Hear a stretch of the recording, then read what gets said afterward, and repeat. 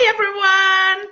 Look at my super cute tiny little crown that I bought today. I love it. And well, I bought it today in a market. I'm gonna write for you guys here where you can get things like this. They are handmade. They are made by real flowers. Okay. And I'm sorry, I'm starting with a promo, but it's not a promo for me. Okay, but I promised the guy I was going to promote this because I was so fucking in love with everything he has. I bought like 3 things different. They are made by real flowers, and he handmade it, and I loved it so much. It's made in Menorca, and well, yeah, you can get it. And so I'm going to write here the link where you can find his Facebook, okay? It's Menorca flowers. It's so fucking cool. I hope you like it because I'm gonna wear those from now on because I'm so fucking in love. It's gonna be part of my branding definitely from now on because I love cute, silly little things. And well, if you know me a bit, you know Menorca flower. So find it there. You can definitely get yours in here, okay? So don't miss yours. He sends everywhere. He still doesn't have an e-commerce store, but you can get one for you, for your partner, for your friends on Facebook through messages, okay? He sends, for now, he was sending nationwide, but he said that if someone says that come from me, he's happy to send anywhere in the world, okay? You will have to pay for the shipping and everything, but they are really super cool. And it's a thing like that I think you really should have, okay? So if you like all those kind of hippie stuff, don't miss yours. Another thing I wanted to tell you, and this is like a way to wait for people to join us in this live video, is that I opened a new group. Don't forget about it. It's Join the Gender Revolution, okay? And you can find it in all my videos now. I will put the link to the group as soon as we finish this, and I hope to see you there. It's especially to well, we will have a live video weekly there, but it's also where I'm gonna give you news and stuff about how, well, things go worldwide in things like gender equality, LGBT inclusion, and stuff like that I kind of care, you know? But today we are going to talk about the importance of niching down. And, well, we should thank Leah Latini, which is a marketing expert and friend of mine. She told me that I actually niche down a lot and that I should explain others why is that important. I never thought about it, but actually, well, I really do niche a lot, right? Because I aim mainly to LGBT customers. So, well, I realized that it's a great way to be able to offer what people actually want. I am not sure if I am making good sense for you. Okay, so I'm tagging people while I'm talking because we are still at the beginning. Oh, V, I was just tagging you. Hello. Because we are just at the beginning of the video, so I am just mumbling a bit so people can join us, okay? And I'm tagging the people that wants to watch this. So we are not actually starting yet, okay? Well, I'm going to tag you because if I have to erase you, it's going to be a pain in the ass. I'm sorry. Then you can just, I don't know, leave and go back. And Simon, don't forget Simon. Simon will want to watch it. Okay, cool. So, yeah, I never realized that niching down was actually so important, and it came super naturally to me, okay? But I actually didn't even want to niche down, if that makes sense, because as most of us, wow, I am very bright, right? Like in my eyes. What's wrong? Well, so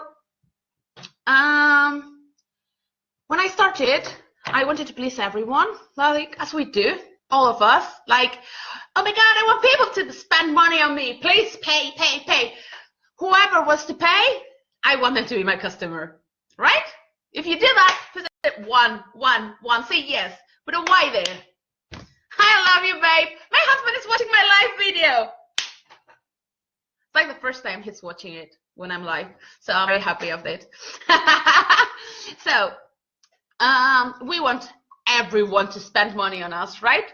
So we are like, no, I'm gonna target everyone. In my case, for example, we do fashion. So I was like, we are gonna sell everything, not just fashion. We are gonna sell mugs. We are gonna sell home thingies. We're gonna sell everything. We are gonna target everyone. Everyone, please, please, please. What did we do then? We worked our freaking asses off and didn't sell shit. That it's like what happens, you know? Because you're not targeting. You're not actually offering your things to anybody. You think that you are offering it to everybody, but you're actually doing the opposite. And we are so scared, which is something we will talk another day, because someone asked me to do a live video about overcoming fears, and we're so afraid of not. Hi, hello, thank you for joining. I've seen that you've been, sorry, because I changed. I've seen that you've been liking my last live videos lately, so I decided to tag you just in case you wanted to watch, love. So we're so scared to not have a good reach. We are so scared of not liking everyone that then we actually don't have any reach and we don't like anybody, or nobody likes us. Sorry, it's the other way around, because we are doing it wrong. So I started niching on LGBT people because it came kind of naturally. I support LGBT people. I am part of the LGBT community. So it kind of came with it, you know? But we all need to niche down. It's so important. It's one of the things that I offer in my mentorship program. It's a whole module is find your tribe. And most people go like, well, but I do have a tribe. And I'm like, okay, who is your ideal customer? Someone that wants my service or someone that wants my product? No, that's not how it works. Why is not how it works? Because we need to know exactly what our customer breathes. Okay? So you don't need, like in my case, I am part of the LGBT community, but it's not necessarily like you don't have to be your customer, okay? What you need to be is like a spy of your customer. I don't know how exactly to say it, but you need to know your customer as if it was your partner. You need to know everything that they like, that they don't like, where they hang out online, where they hang out offline. Where, like, would they spend their daily money on you, or would they save to purchase your product, for example? Things like that, you can't know if you don't know what they like, what they do, their age, etc., etc. So your tribe is not everyone. Because, I mean, I don't know, random example. Anyone could buy this background? Yes. But it is a kind of play, like I bought it in a place that is niched down. Exactly. You need to understand them and empathize with them. You need to kind of become them in the process of sales. Like, what would they do to purchase a product? Okay? So in this case, for example, you can buy it anywhere. Anyone can buy it. But even if anyone can buy it, they sell it in a specific kind of store, which is kind of hippie style. Like in England, you would buy it in Glastonbury. Okay, because I lived in that kind of area. So it doesn't mean that You can't have everybody as a customer. Yes, you do. But you do not sell your product to everyone. You offer it, you show it to a specific kind of people. And then if someone else wants it, yeah, sure, why not? Does that make sense? Let me know if you guys think that it makes sense or if you would like something else explained. And then if you're good, I'll keep going on, okay?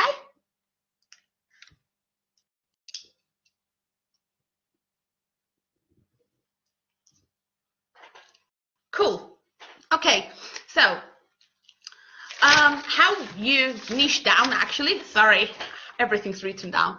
So points to niche down, okay? This is kind of a really quick and stretched summary of what I offer, but you will offer that in any, or I think so, I don't know, really know, but I guess you could find it in any mentorship or coaching program. So don't tell, because I'm giving it for free here.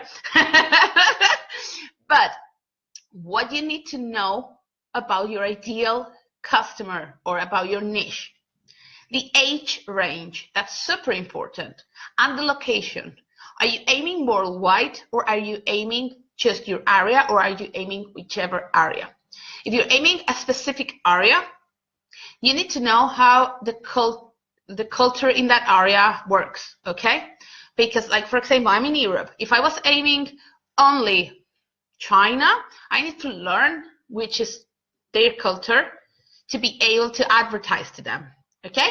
So age, location, sorry, and culture. Even if you go worldwide, then you're gonna now need to know generally which is the idea of that age range in their culture, okay? Also, you need to know what do they like to do and when, okay? Like, if your customers are 17-year-old, are they the kind of people that likes to party on Friday? Or are they the kind of people that likes to, I don't know, go play cards on a Saturday morning? Magic game. That's, I don't know, geekies. That's another thing you need to know, okay? And you need to know who you don't want to serve. Okay, that's super important. Yes, I know. Culture is the most important for me. That's my opinion, okay? So culture is very important, and if you do not adapt your things to each one, especially when you're worldwide, offering worldwide, if you do not offer, like in my case, I am an LGBT thing. Everything that I do, it's LGBT related. So if I do not adapt to each culture, then it's impossible for me to do what I do. So that I actually think that anything, it doesn't matter what your company is about, you need to adapt to the culture of where you are targeting, okay? So yeah, and who you don't want to serve. It's very important for you to know who you don't want to work with. That's even more important than to know who you want to work with. Because, I mean, when you niche down, then, hello, love! Very happy to have you here. Lauren is a super great expert in branding. If you don't follow her, you should. Just saying. When you have niched down, you might get customers that are not part of your niche, which is perfect. It's absolutely great. But what do we have to take an eye on? Is that person the person we don't want to work with? I work with straight people. I do, obviously. Why wouldn't I? Now, thank you. I purchased a few things. You'll see in different ones the other flowers I have, because this one is handmade. It's real flowers, well, leaves, and desiccated and preservated, and I don't know, he explained to me But if I'm honest, I do not even know how to translate all those words. So what I do not work with anyone that goes like, for example, "Hello, gorgeous. Are you married? I am looking for a wife." I'm like, no. Just, I don't even answer. Thank you. I'm not going to waste my time. Or, why the fuck would you try to help the faggots? The faggots don't need your help. I don't work with those either. I don't care. I mean, they can come with 10,000 pounds or whatever. I do not care. I'm not interested. Because it's the kind of client I wouldn't work with. I want to work with people that wants to change and improve the world. Now, you need to decide who is not your a good client for you, and why wouldn't you work with them? Because it will get to a point where even if you have niched your product, you're gonna get people that is not part of your niche, and they should be, sorry, random cat, they should be absolutely welcome, except if they are part of that people that actually defines you. Because at the end of the day, what defines you is not what you do, but what you refuse to do. I don't know if that makes sense for you, but, well, it's kind of how I see it. I think it's very important. It's more defining the people that you refuse to work with, or the money you don't accept, if that makes sense. Okay, like a week ago, 2 weeks ago, my husband and I got offered like 50K to go to Ghana, I think. Yes, but they wanted us to go there and have sex together, and they wanted to watch. What the what? That's the weirdest thing ever, right? Yeah, because you guys are celebrities, and really? Seriously? People are so fucking crazy. So what, thank you, B. So what actually defines you, in my opinion, is what you refuse to do.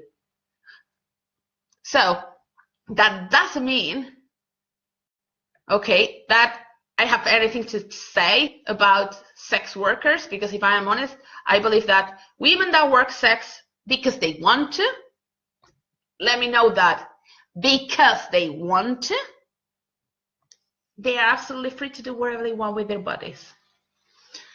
But the thing is, you need to make sure that you do what you want and you feel strong enough, you know your business enough to refuse anything that doesn't add to your values. Okay?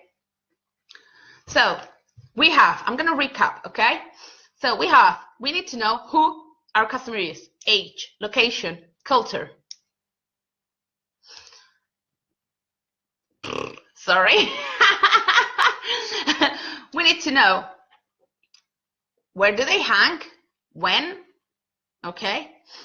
And what customer we are not gonna ever accept as a customer. There are other things that you should probably try to find about your clients. Like, for example, when you find out where they hang online, try to hang in the same places. Read what they read. Follow the people they follow. Things like that. Befriend some of your potential customers. Okay, not everyone, obviously, but you should befriend some of your potential customers. I have many great trans people friends, and if I am honest, I never had imagined, I mean, when I started connecting with them, I joined the groups as a market research, and now I have great friends that I never even imagined they were going to become my friends. So befriending them, that also will give you an insight of what they actually feel the world is, okay? And, well, if I'm honest, I think in each one of the parts, oh my God, the pen. I always have a pen in my hands. That's something that I can't help because I used to be a vet nurse, and we always have pens near us, okay? Anyone that is a nurse will know. So, yeah. I have a kitty moaning now. Each one of those questions, you can obviously, ask questions inside the questions, okay? But in general, if you answer those 3 general questions, you will know how to niche down for your product or service. Now, why are we so afraid of niching down? Like, seriously, no, why? Because we are afraid of being rejected. It's easy. I mean, we are so afraid of being rejected that we don't want to niche down. Now, it is important to know that when you niche down, you are not picking, like, you're going to be, well, first, you're going to be rejected whatever you decide to do, because you can't not everyone's going to like you ever. You can't be liked by every freaking one in the world. I mean, if I think right now, I can at least 5 people that I don't even like. And I'm a person that usually like everyone, at least just for a coffee, you know, not for the rest of my life, but for a coffee, I'm good with almost everyone. But you need to realize that you can't like everyone. I mean, it's just, and the same happens to everyone else. Unicorns! Thank you, my love. I love you. So, just keep that in mind. You do not have to be afraid of being rejected because you niche down. Because everyone that you're living outside of your niche, they might like you, which is great, but you're not even targeting them. So you don't even want them to like you. So it's like, fuck them. You don't care. Okay? And, well, we will talk about, I'll say it, we will talk about fears during the next week, okay? And this is a super long video, so I'm gonna go. Thank you very much for watching. I love you much. And if you want some help with niching down, I'm always happy to give you a hand. Just let me know. And yeah, I will just remind you the questions. I will post here where my group is, okay? Join the freaking Gender Revolution. See you then. I love you mucho.